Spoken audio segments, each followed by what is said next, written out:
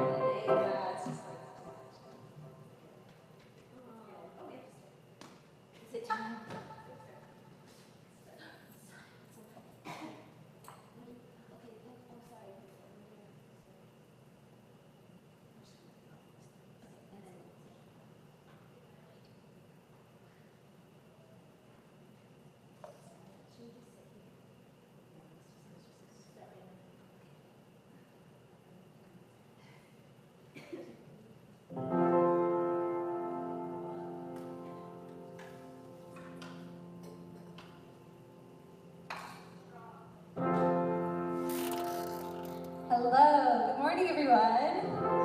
It's 11 o'clock, it's that time. So come on in, you can find your seats and stand with us. We're going to dive right into worship today.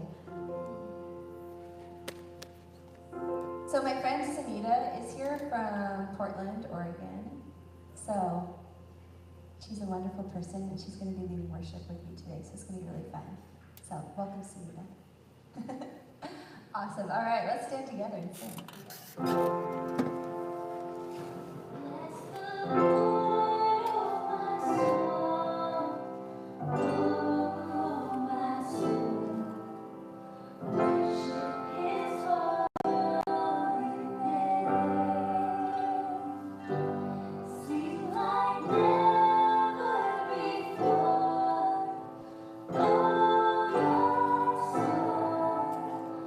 Worship your holy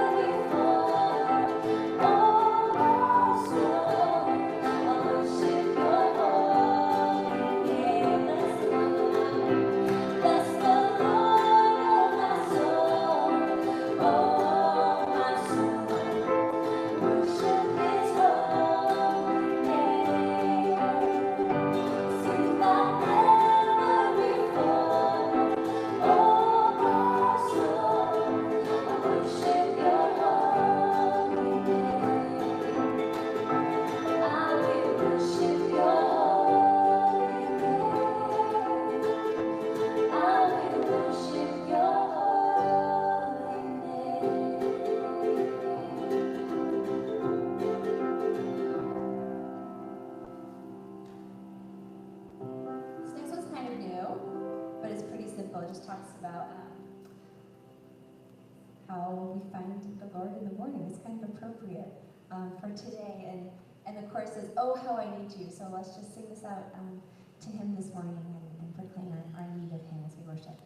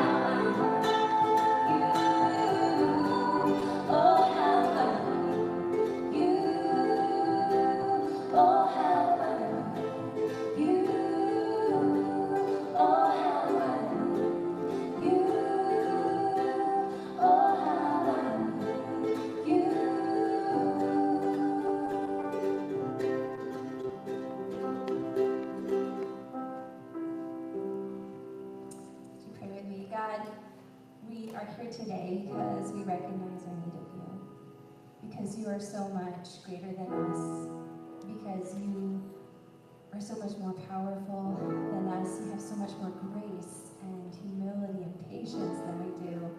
And if it wasn't just for your character, Lord, just the fact that your presence is with us every day and your love is with us every day. And so Lord, we're just here humbly today before you.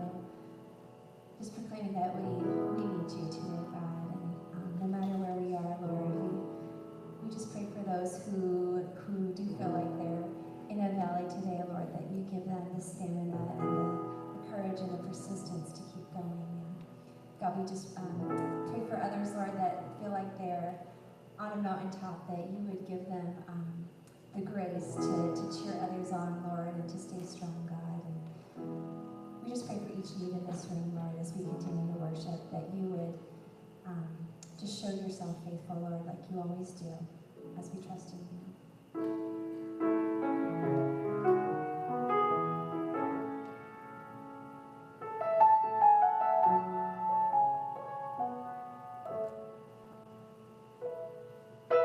And all the poor and powerless, and all the lost and lonely, all the thieves will confess to know that you're holy,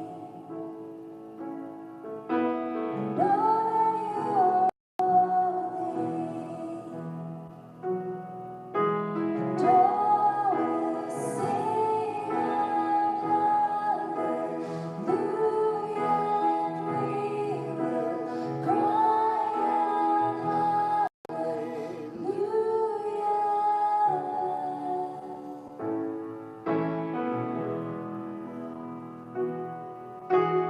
All the hearts who are content, and all who feel unworthy, all who have with nothing, know that you are holy, know that you are holy.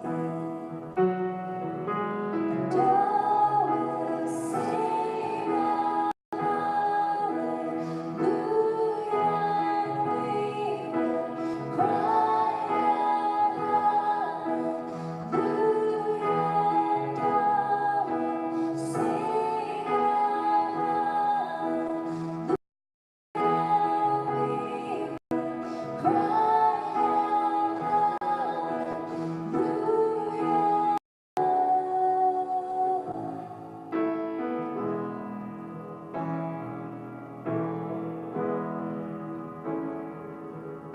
So shout it, go on and scream it from the mountains.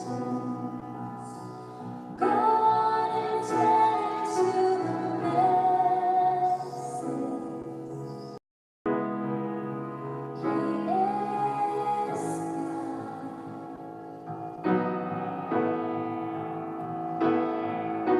Shout it,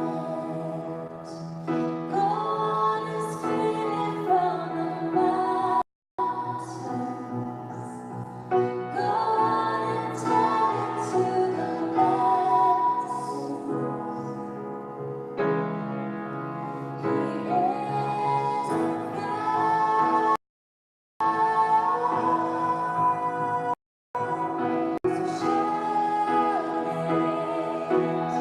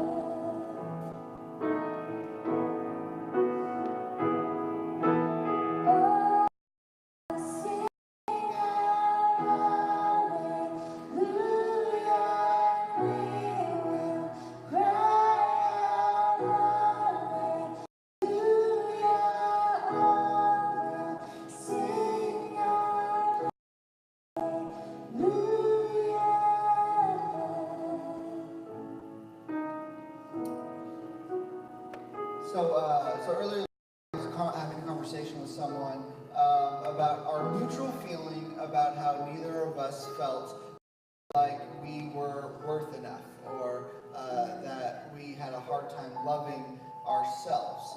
And so as we were singing this song, man, I just felt like the Holy Spirit was ministering to me. And I don't know how many of you out there feel the same as I do or my friend does. So today as a church, I just felt prompted to do something a little bit out of the box. And I'm going to invite you just to find someone that's next to you. And over this next song, just for the next couple seconds, I'm just going to invite you to someone.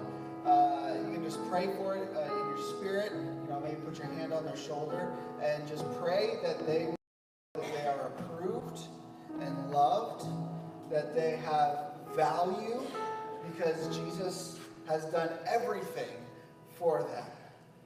Can I invite you to do that today? Is that going to be okay? So I'm just going to invite you just to sort of clump up, or if you're somewhere in the road, just find someone's shoulder, just pray for whoever's next to you. Just pray in your spirit and just say, God, if you don't know the words to say, just say, God, I pray that they would know that they have value and that they're loved. I pray that they would know that they have value and that they are loved.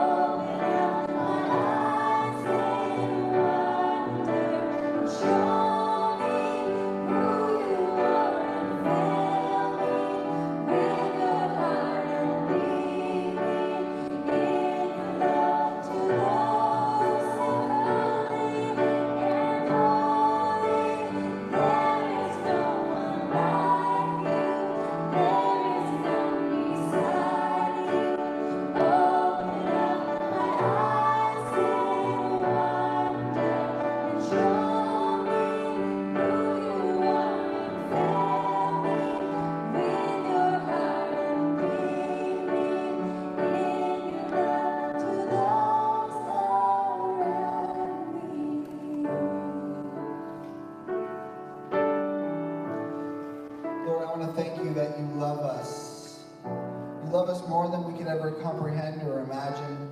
You have given up everything to be with us and to save us.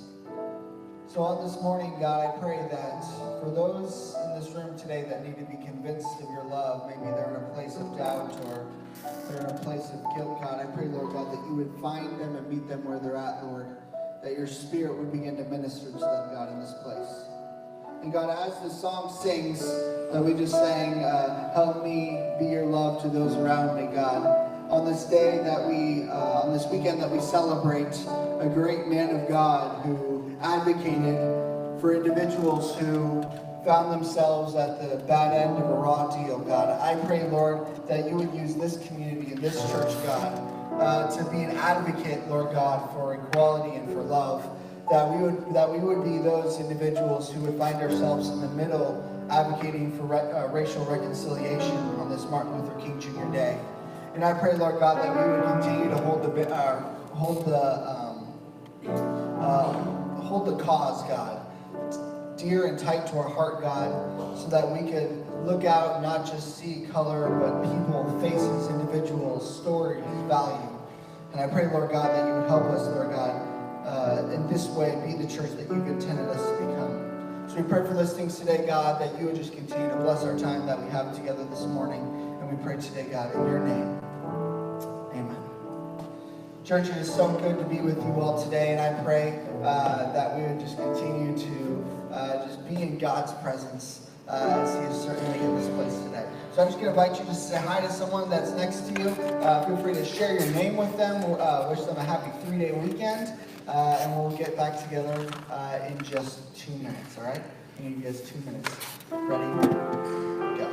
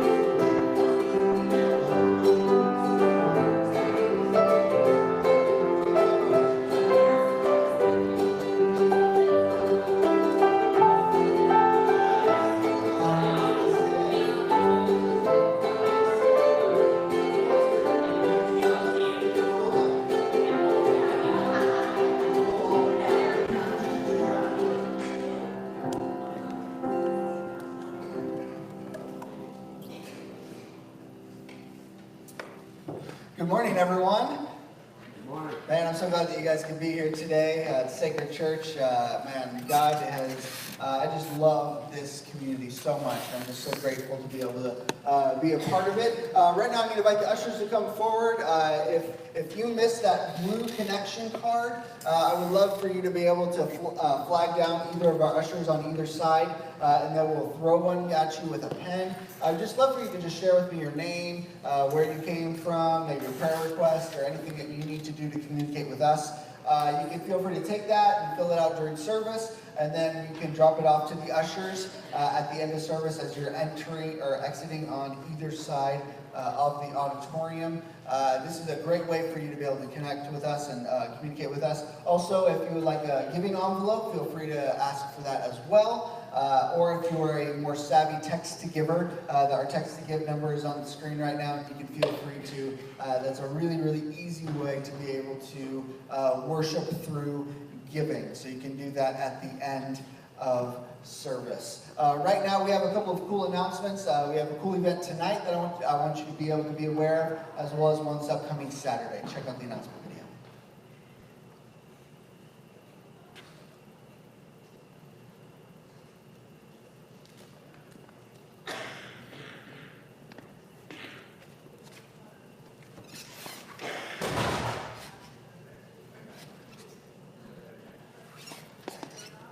It sounds like something fell down, so I'm just going to jump in right here. So tonight we have are we good to go? Yes? No? Well, right here, let me just say that this is Evie singing right here, and this is our missions board right there. That's where we're meeting. That's where you are right now. This is like you are here sort of situation. And this says worship night is going to be tonight. We get together and do a worship night once a quarter with our sister church in San Bruno.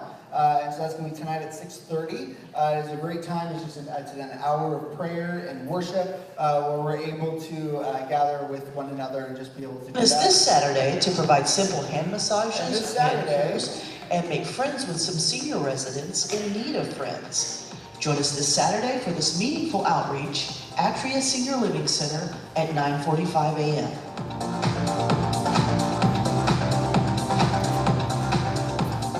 I kind of like my overdub a little bit better, don't you? Just a little bit better? Yeah. We'll work on that next time. So right now I'm reading a book called Kill the Spider. It's a book by Carlos Whitaker, and it's a really fun, great book. We're in a series right now called Kill the Spider, and our series and the book really have nothing to do with each other, except for I was inspired by this metaphor, this story that Carlos Whitaker told, that sort of inspired me to call this series that we're in called Kill the Spider. See, Carlos was telling a story about his dad. His dad was a pastor, and his dad was doing a week-long revival service. And if you didn't grow up in the church, a revival service was about a week long. Every night they would have services from right after dinner until the middle of the night, and they would just keep on going and going and going until everyone eventually left. And they would do this all week long. Well, they were doing a prayer on the first night, and a woman named Miss Ramirez walked up to Carlos's dad and said, "Pastor, I have cobwebs in my life, and I need God to clean them out." And so Pastor prayed for her. "Lord, I pray that you would remove the cobwebs in Mrs. Ramirez's life." Well, the next night came, and the woman walked up to the pastor again and said, "Pastor, I still need some cobwebs cleaned out of my life. I pray that God would come and help me." And so the pastor prayed again for Miss Ramirez, the same prayer that he prayed the night before.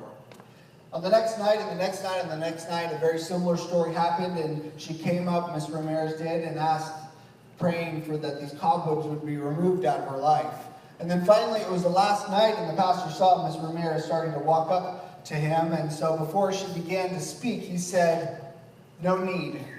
God, I pray that you wouldn't just remove the cobwebs out of Mrs. Ramirez's life, but you would kill the spider." So often we find ourselves in a place, in a situation in our spiritual walk where all we are doing is cleaning up cobwebs rather than getting to the root, killing the spider. In this metaphor, cobwebs in our lives that we try to clean up are things like our habits or our addictions. These are the sins that we try to squelch. They look very similar to our New Year's resolutions list that we keep on coming up year after year after year.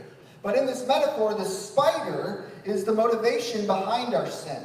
It's the lies that we believe. It's the hurts that have not healed. It is the resentment that goes unchecked.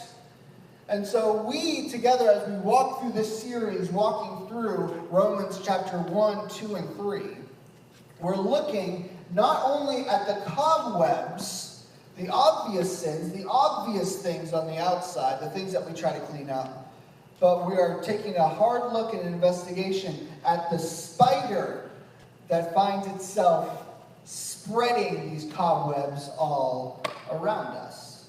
And so if you have your Bibles today, we're going to be in Romans chapter 1, verse 18. The verses are going to be up on the screen here in just a moment. But in this passage that we're going to read today, the Apostle Paul the Apostle Paul's letter to the Church of Rome, he starts off this letter, this 16-chapter letter, with a very heavy-handed, bleak view of humanity that is apart from God. He's not understating the destruction of sin in this passage that we are going to be reading together. He is not being polite when it comes to how to kill the spider. And so before I read this passage today, I really want to put out a disclaimer to all of you. Because this passage that we're about to read leaves us with a pretty dark picture of humanity. And I'm going to plead with you to stay with me until we end in 25 minutes today. Because if you check out either mentally or physically, or if you're online watching this and you decide to skip ahead or go check your Facebook instead, then you're going to miss the full picture of what Paul is talking about. A lot of our misunderstandings of what Paul is about to write in this passage is because we don't have the full picture. We take one line out of a song, we take one passage out of context, and then all of a sudden we find ourselves with a misunderstanding. Now, Paul is writing a very, very bleak view of humanity, and humanity specifically in sin and apart from God. But we need to get the full picture, because when we get the full picture, it's a pretty beautiful portrait of God's plans and his purposes for humanity. And so we start off in Romans chapter 1, verse 18, and this is what Paul says. But God shows his anger from heaven against all the sinful, wicked people who suppress the truth by their wickedness. They know the truth about God because he has made it obvious to them. For ever since the world was created, people have seen the earth and sky. Though everything God made, they can clearly see his invisible qualities, his eternal power and divine nature. So they have no excuse for not knowing God. Yes, they knew God, but they wouldn't worship him as God or even give him thanks. And they began to think up foolish ideas of what God was like. As a result, their minds became dark and confused. They claimed to be wise, instead they became utter fools. And instead of worshiping the glorious, ever-living God, they worshipped idols to look like mere people and birds and animals and reptiles. So God abandoned them to do whatever shameful things their hearts desired, and as a result, they did vile and degrading things with each other's bodies. They traded the truth about God for a lie. They worshipped and served the things that God created instead of the Creator himself, who is worthy of eternal praise. Amen. We're going to stop right there for just a moment. And as you begin reading these words with me, you might recognize, this isn't usually the passage that I'd open up to right away. Today's Sacred's 6th-year birthday today. Happy birthday, everyone. And this is praise God. Humanity did vile things with one another. That's awesome. But sometimes when you're reading the Bible and you're preaching through the Bible, you just sort of get to these passages that you have to wrestle through rather than skip around. And that's exactly what we're doing and why we find ourselves in this passage on this particular day. See, Paul, just to give you a little bit of context of what this letter looked like, Paul was writing to the Romans, the Roman church, about sin, its destruction when it's left without salvation, and our hope that ultimately we have in Jesus. As we are looking at this today, Paul is summarizing the need for salvation. Specifically, he starts off in this passage talking about those who grew up outside of God's family. So this would be non-Israelites or Gentiles or those outside. Some translation use the words pagans. Then this is exactly who he's saying, or what he's writing about, how the pagans' need for salvation. Next week we're going to be talking, or Paul writes about those who grew up in the family. those who found themselves grown up in a religious home, those who found themselves grown up in Israel, and about their need for salvation. Even though they look religious, their need for Jesus is just as great as the Gentiles. But today, Paul is highlighting specifically about those who grew up outside of God's family. And so Paul is writing here about the wrath of God, about the anger of God, and there's some things that we can learn about God's character, about what makes God pissed off. The first thing that we find here is that, something that sparks God's anger is societies that suppress truth. Societies that suppress truth. If there's ever a time in history that we can appreciate this characteristic about God, isn't it now?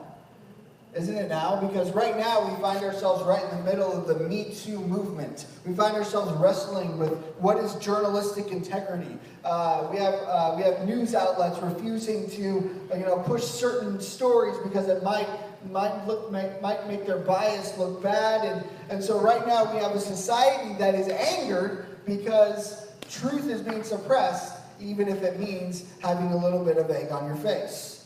So we see that God, likewise, is angered when there is a suppression of truth.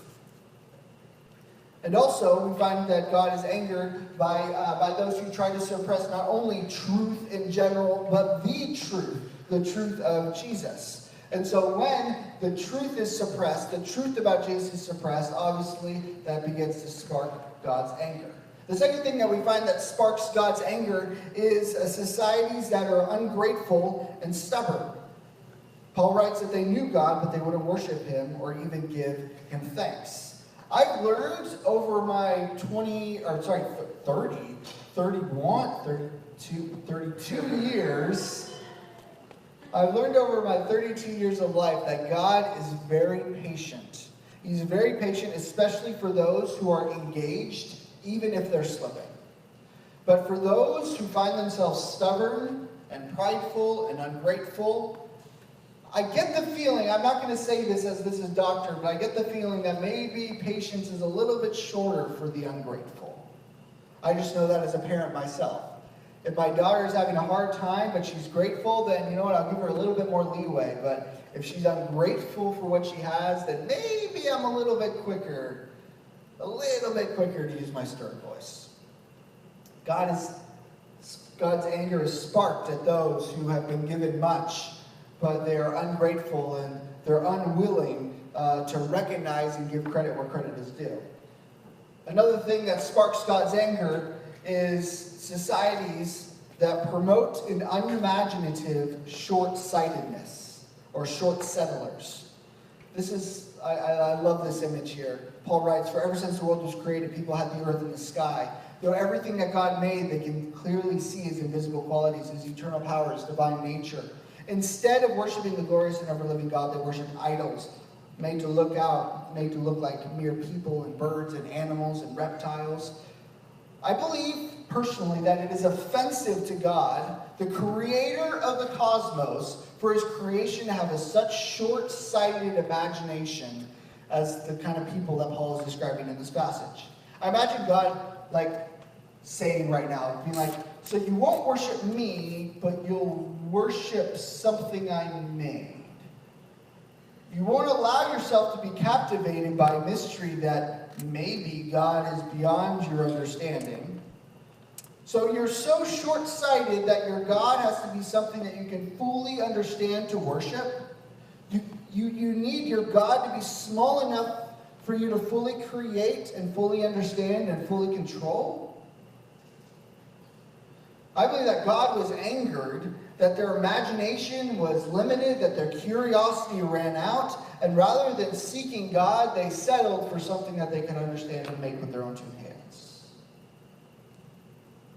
And maybe you don't worship idols, but we find ourselves falling into the same trap of worshiping creation rather than creator.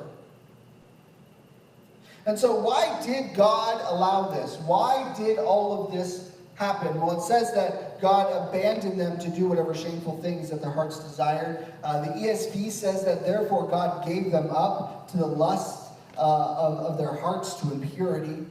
And so we find ourselves reading like, whoa, God abandoned them and gave them up. Wow, that's heavy language. But we find ourselves, God's anger was sparked, that he found himself in a position of ultimately releasing the people to do what they desire to do with themselves. Sometimes when we think about like the wrath of God, like this is the kind of picture that we imagine. We imagine Zeus with the lightning bolt, like, you are now punished. Like a really, like, every Marvel movie ever. Just explosions everywhere. This sort of active punishment is the result of God's anger. And if we read through the passage just now, like, most of our, like, what we read together, like, can we agree, like, it's okay to get angry about the right things? Can we agree with that? It's good to get angry about the right things. It's Martin Luther King Jr. that said something like, we won't remember the angered words by those who spoke out against us, but the silence of our friends. It's the same sort of idea that we should be angry when it comes to things like racial injustice. We should become angry, when credit isn't due. We should become angry about the right things. And so God, we found himself, he was angry that the people were not giving God credit, that they were suppressing truth, that they found themselves in this place. But I don't think that God's wrath is like Zeus with a lightning bolt. I think it's more of a passive anger. It's almost like God saying, okay, if you're gonna get and deal what's not, or you're gonna naturally get what's coming to you. I don't think it's not like him, like he's saying, like, you got to sit in timeout or I'm going to punish you for doing this. It's more like, okay, you're going to play with the stove, your hand's probably going to get burned. It's just a natural consequence of action. And so, rather than a constant intervention, God says, okay, if you really want to play with the stove, play with the stove. If you really want to go down that road, then you know what? Go down that road. And so I'm sure that this is something that hurt God, that pained God, but this is the direction that the people were going. This is where this society was going. This is where pagans were going. And so Paul is painting a pretty big picture of all that is encapsulated with sin. C.S. Lewis wrote that the lost enjoy forever the horrible freedom they demanded, and they are therefore enslaved.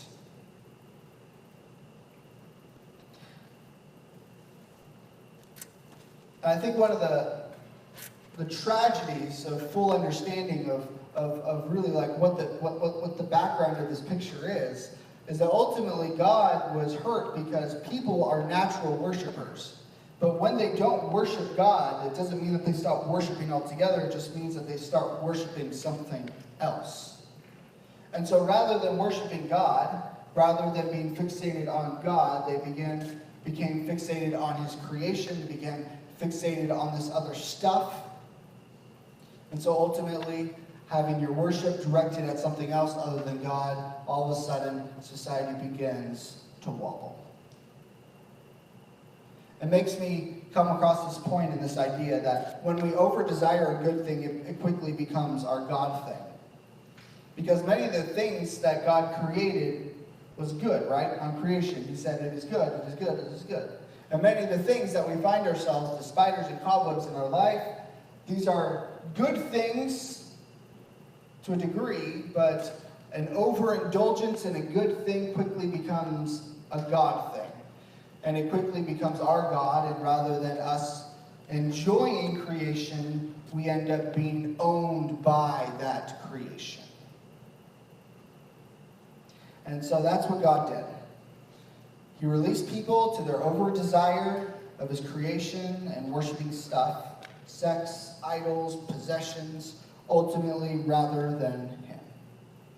And so Paul continues and he gives sort of the example of what this looked like in these pagan cultures and these societies around the globe. He continues in verse 26 and he said, that is why God abandoned them to their shameful desires, because it is what they wanted to do. Even the women turned against the natural way to have sex and instead indulged in sex with each other. And the men, instead of having normal sexual relations with women, burned with lust for each other. Men did shameful things with other men as they resulted of the sin. They suffered within themselves the penalty that was deserved. Since they thought it was foolish to acknowledge God, he abandoned them to their foolish thinking and let them do that they should never be done. Their lives became full of every kind of wickedness: sin, greed, hate, envy, murder, quarreling, deception, malicious behavior, and gossip. They're backsliders, they're haters of God, they're insolent, they're proud, they're boastful. They invent new ways of sinning, and they disobey their parents. They refuse to understand, they break the rules of their promises, they are heartless, and they have no mercy. They know God's justice requires that those who do these things deserve to die, yet they did them anyway. Worse yet, they encourage others to do harm too. And so Paul is writing this sort of example of what society looks like when it continues to follow the patterns of not worshiping God and instead worshiping their creation. And so they find themselves sort of in this picture of all this stuff, and this example is what society looks like. But I can see the look on your face right now, and I said some lightning rod words in this passage that I just read. So I'm going to go back and summarize a little bit about what Paul is saying here. Is that okay? So Paul here, he's outlining specifically in this verse 26 and verse 27, he's talking about homosexuality specifically. And Paul outlines that while homosexuality is a sin, he is not classifying it as the sin. In fact, he says in verse 26 that all sexual immorality is a sin, and verse 26 and 27 isn't a comprehensive list of all those things. Paul's list also includes, as you can see in verse 28 through 32, an array of other sins that we have here, including backstabbers, quarrels, and enviers. I know that some churches, they try to downplay or even skirt around words like homosexuality in church, especially because of the society that we live in today. I don't think that's obviously not what Paul was doing. On the other hand, I know that there's other churches and communities that really emphasize this, and they make this a non-negotiable, and I don't think that's what Paul was doing either. Because doing so that way, it looks self-righteous, and ultimately it's not helpful. Because what Paul is trying to do here is not trying to demonize, he's not trying to look down on someone, he's not trying to say like this is, like painting a picture of like this is the sin that you should really emphasize, because later in chapter 3, verse 20, he says, "For all have sinned and fallen short of the glory of God."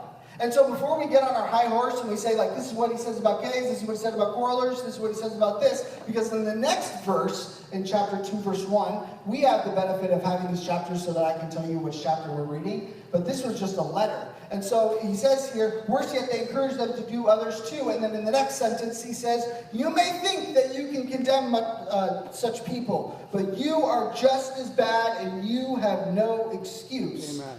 So when you say you are wicked and you should be punished, you are condemning yourself. For who are you to judge others who do the very same things?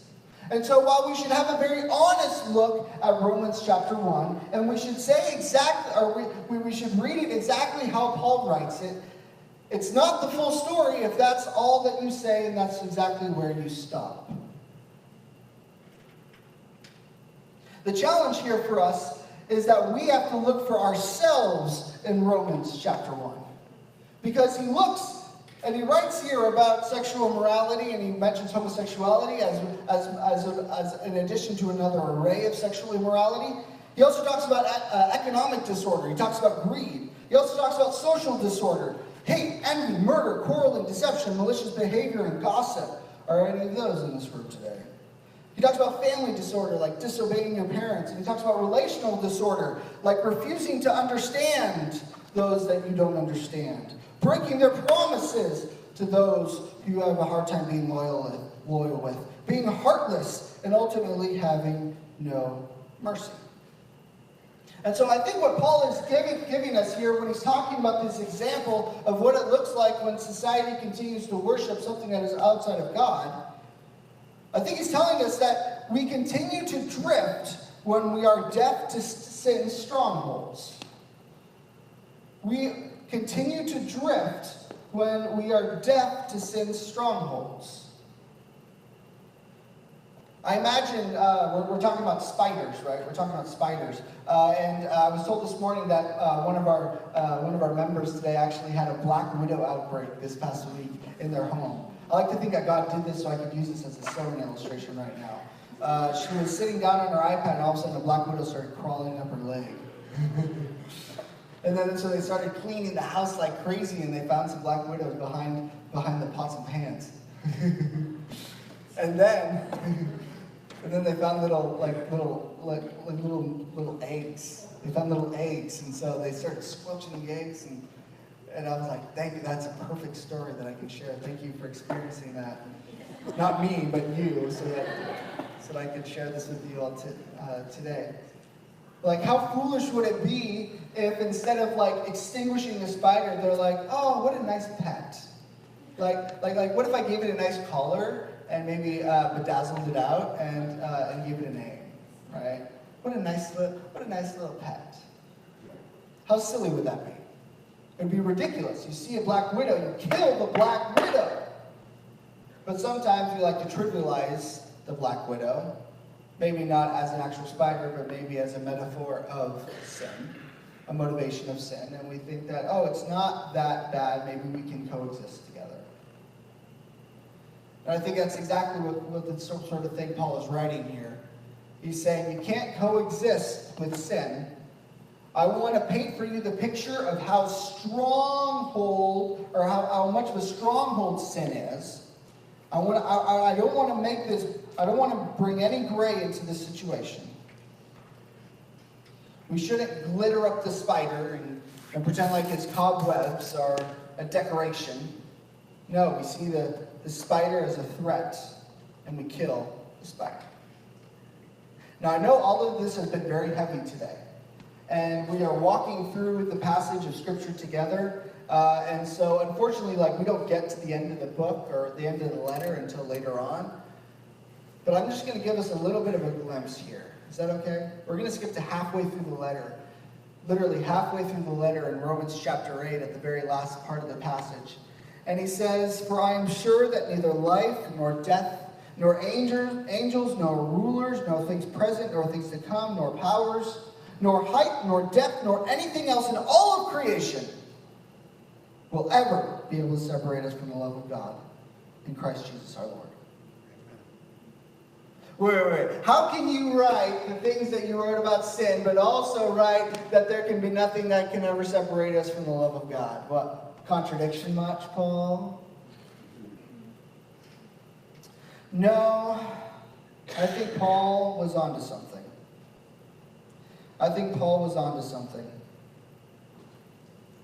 Can you throw up that last point I have up there? Because if you want to fully understand complete grace, you can't understate, or if you want to fully understand complete grace, you can't understate the extent of sin. If you want to fully get that there is no height, nor depth, nor angels, nor rulers, no things present, nor things to come, no power, no nothing that could ever separate us from the love of God, we have to get the full picture and not understate the weight and the stronghold and the power that sin will have over us if left unchecked. Does that make sense? To get the full picture of all that God offers, to understand and believe the full sacrifice that Jesus made, we have to fully understand all that was at stake. We have to fully understand all that was at stake. And so Sacred Church, as Paul instructed us to do in Romans chapter 2, verse 1, it's not about passing condemnation or judgment, but it's about investigating ourselves and realizing that our default was going to a bad place before Jesus Christ intercepted our path and gave us a future of hope and promise and love and redemption. So as the worship team comes up here, I'm going to invite us all together today to begin to investigate and look into our own life. What are some of the good things that have become God things that maybe I've overindulged in, have found myself worshiping rather than worshiping the creation rather than the Creator. I'm going to invite us today to begin to investigate our own life and ask ourselves, are we finding ourselves maybe not worshiping God, maybe looking the part, but not really giving Him our full surrender? And maybe we're looking at our life and we investigate our soul and we say, you know what?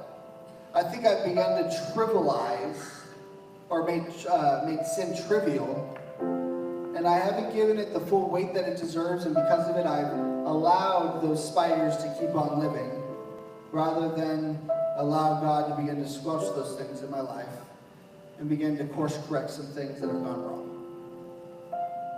I pray that I pray that it was communicated today, church, that we have a hope, we have a love that is found in Jesus.